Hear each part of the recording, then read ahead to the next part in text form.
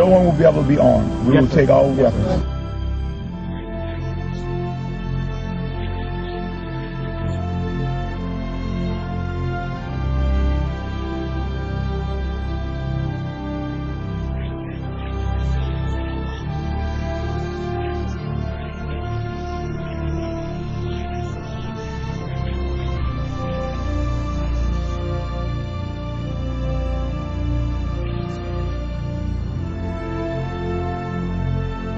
Every service member has an obligation, not just that they can refuse a legal order or an unlawful order. They have an obligation to. They have to. And so they have to make a decision for themselves where that line is.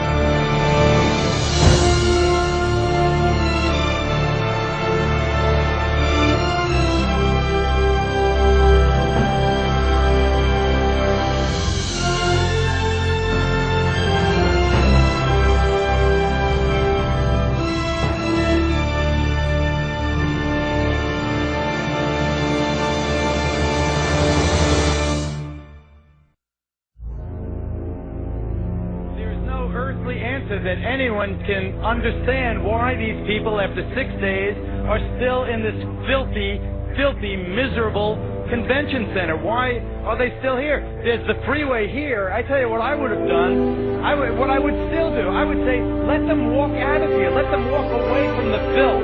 Let them walk away from the devastation. Let them walk away from the dead bodies in here.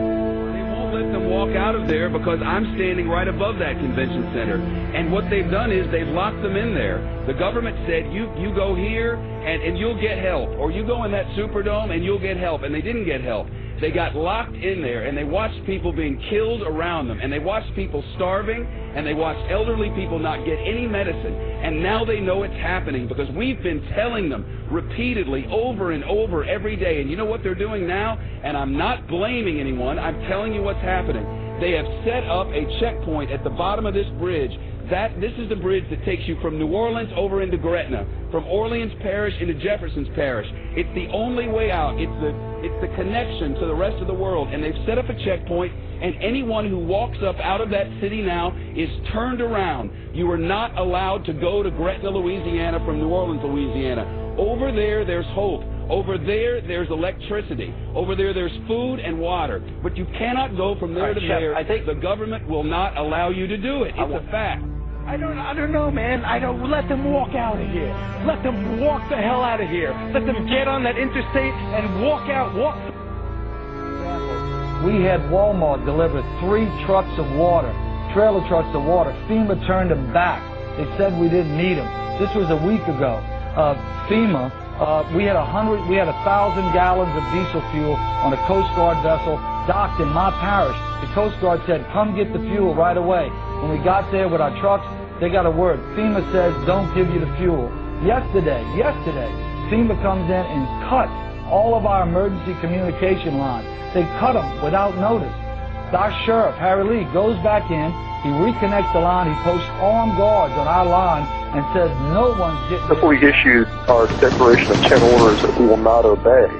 And what those are designed to do is to get the troops thinking ahead of time about where the line in the sand is in advance. And that's what we're hearing in feedback from people in National Guard units is that in Katrina, that's kind of what happened, is the police and the military there, the National Guardsmen, were caught off guard and really hadn't thought about it in advance. Walking up and down these streets, you don't want to think about the stuff that you're going to have to do. Somebody pops around the corner. I mean, shoot in America.